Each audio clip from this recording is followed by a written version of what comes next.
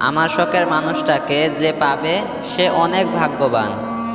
যাকে পাওয়ার জন্য আমি কান্না করতাম, মন খারাপ করতাম, যার সাথে একটু কথা বলার জন্য ছটফট করতাম, একটু দেখার জন্য পাগল হতাম, তাকে কি সুন্দর অন্য একজন সহজেই পেয়ে যাবে। অন্য কেউ তাকে ছুবে, তার হাত ধরবে, তাকে জড়িয়ে ধরবে। অন্যদিকে আমি তার স্মৃতি নিয়ে থাকব।